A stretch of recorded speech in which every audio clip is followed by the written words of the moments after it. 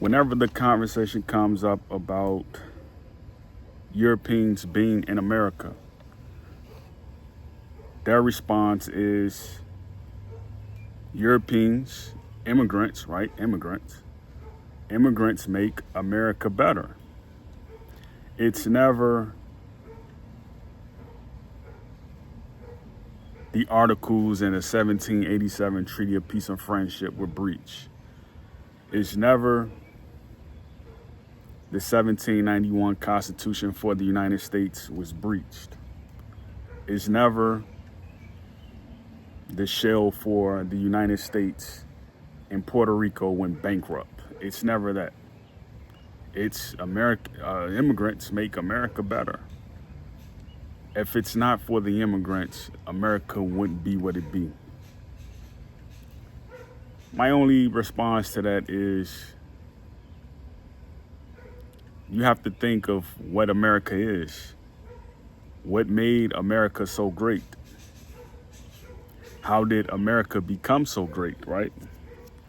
It was for the seafaring people, the seafaring families, the people who modeled Florida after Haiti, the people who modeled Montana after Alaska, the people who modeled Michigan after Canada. All those families who went from the tip of Quebec on down to the tip of Mexico, on down to the tip of Brazil, South America. All those people, right? They were all interconnected families. Well, now these families don't know each other today. They don't. They don't know about the history of America except from what they were told in schools. They don't know about the history that was in the labor unions, the skilled trades. They don't know about the construction they did as far as building pyramids. They don't know about the alchemies and sciences that they experimented on every shore, every street, every avenue of this city before European colonization, before European arrival. They don't know about it. Well, if Trump knows any better, right, he would lift a ban on West African countries coming to America. He would allow it. He would allow it. Except for there's only one move that he sees that he needs to complete, right? It's to separate the old ancient families from one another, to keep people confused. He doesn't want Ghanaians marrying Black Americans. He doesn't want Black Americans investing in entrepreneurial goals that Ghanaians have, so that Black American woman and that Ghanaian man can open that store in that Black community in Maryland. He doesn't want to see that happen. He doesn't want to see it happen. He doesn't want to see that Ghanaian woman and that Black man start a family where he pushed that child through school up until college. He doesn't want to see any of that happen. When you look at a place like Detroit and you see how the Yemeni have basically exploited certain trades, from gas stations, selling gasoline, selling entertainment, right? Exploitative entertainment, right? Black women shaking their hinds. That's the stuff they sell in their businesses. From their hookah shops. They have hookah shops all over Columbus, Ohio. He's fine with that happening, but he's not fine with Ghanaians coming to America to run a business or a bakery. He's not fine with that. Black people have to ask themselves one thing. That 1787 Treaty of Peace and Friendship, how are they going to do everything in their power to continue to enforce it? Meaning, you have to abide by the tax rules, right? You have to support businesses overseas, even if they aren't on the soil. You have to send money overseas to these businesses. You have to allow college funds to get started, where you're supporting and sponsoring children and teenagers who are over in Africa who is going to come here one day once the travel ban is lifted. You have to think past that. So if you're not going to support that and you're not going to get behind that, then it's not him that's basically breaching the Constitution or breaching the treaty repeatedly and repeatedly and repeatedly. It's us, because we're not helping the people back home in Africa. The people in Africa is more indigenous to Central America than we are. At this point, after so much mixing,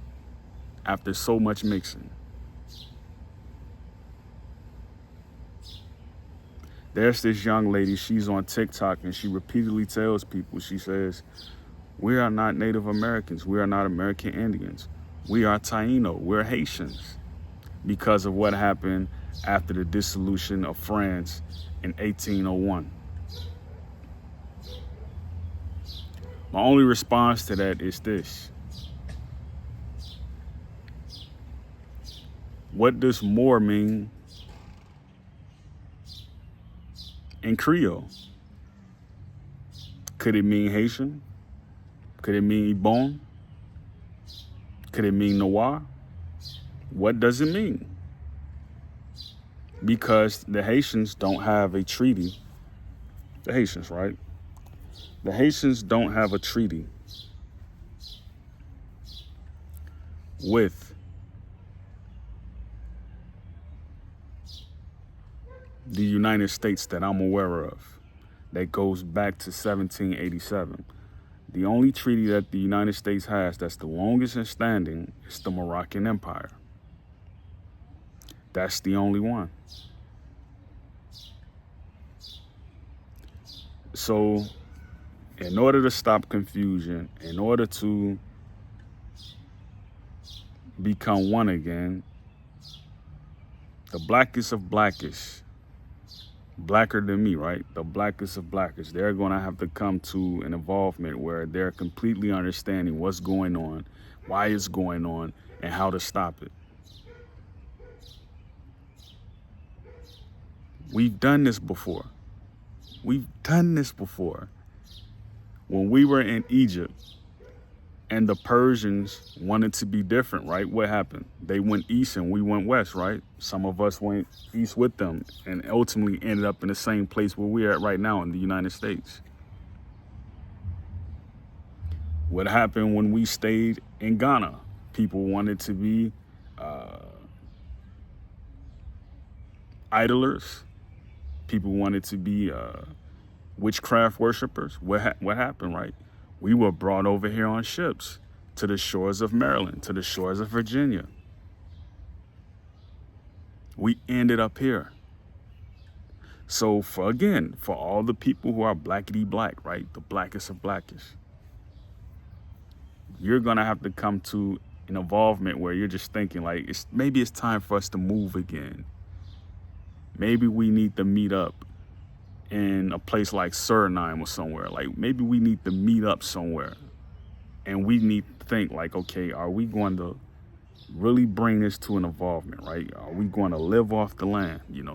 My blackity of blackish, all my veterans out there, all our blackish is in the military, right?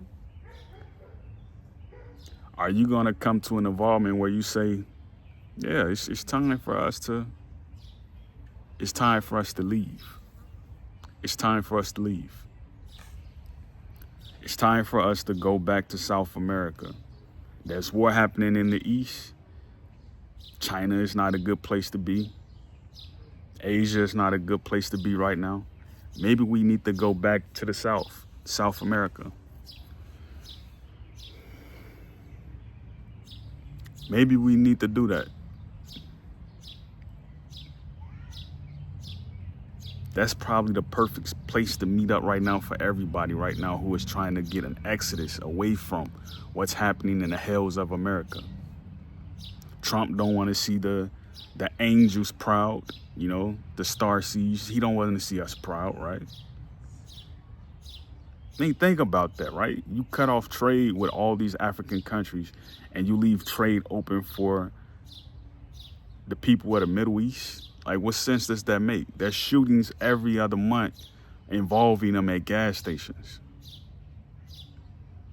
When Africans come over here, they're not hanging around the savages. The savages hang outside these gas stations all day, all night. Some of these people who coming over here from the Middle East, who are in some of these trades like selling gasoline and oil, they're complicit with some of these, you know, they're complicit with some of these trades where, you know, they're involved in trafficking young women. You know, they're complicit in it. They're complicit in it. So my only hope is that our people, our African Americans, right? You know, like our darkest of darkest people, right? We continue to try to make relationships with some of our people overseas, whether you're a woman or whether you're a man. Continue to make relationships with the people overseas because we do not need those ties severed. You know, it's bad enough that the people here in America don't know that they're related to the Africans over there. They don't know that, right? They don't know it. It's bad enough it's like that. It's bad enough. Great peace, Yakoki.